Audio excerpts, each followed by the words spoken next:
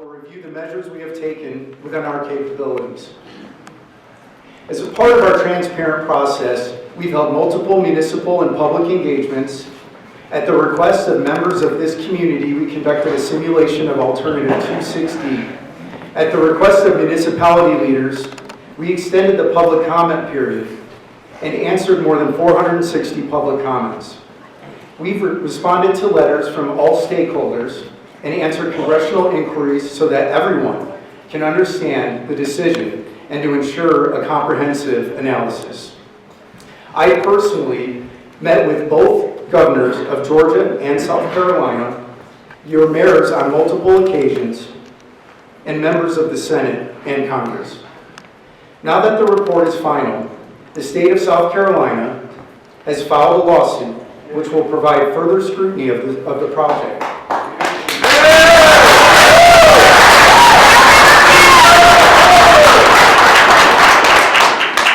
As a result of this lawsuit, and to not interfere with that process, I must maintain a narrative that has been checked with my staff to ensure what I am saying is consistent with our analysis and does not cause uncertainty in the upcoming litigation.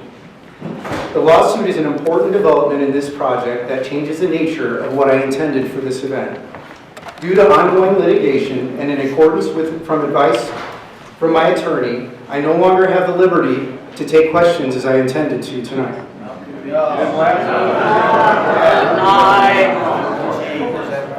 Obviously, this is disappointing to many of you, and I understand your frustration.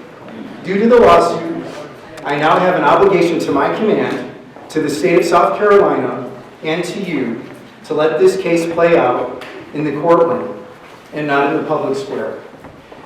This public venue is not the place for a trial, so I intend to carefully regulate the agenda tonight. In a further effort of transparency, I made a commitment to this community in March that I would come back after the final report to personally speak to you about the decision. And that's why I'm here tonight, for that reason.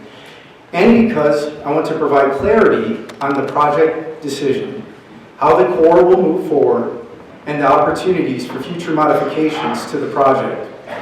Notwithstanding my limitations, I think I will be able to answer the majority of questions out there in my presentation tonight.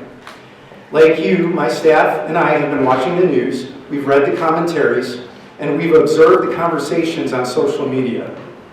I've met with all of your elected officials, industry leaders, and other stakeholders, including many of you. I believe I've got a good understanding of the concerns and questions you've brought with you tonight. I doubt I will be able to foresee all of your questions. In fact, there's no way I can. But I'll do my best to address as many as possible in my presentation. I'd also like to point out that the content that I'll be presenting tonight is available in much greater detail in the final report and its annexes. These are all publicly available online to you. You should have been handed a card like this one as you came in by one of my staff members. If you don't have one of those cards, my staff have more. See them, or you can raise your hand at any time, and my staff will give you one of these cards so you can access all of this information.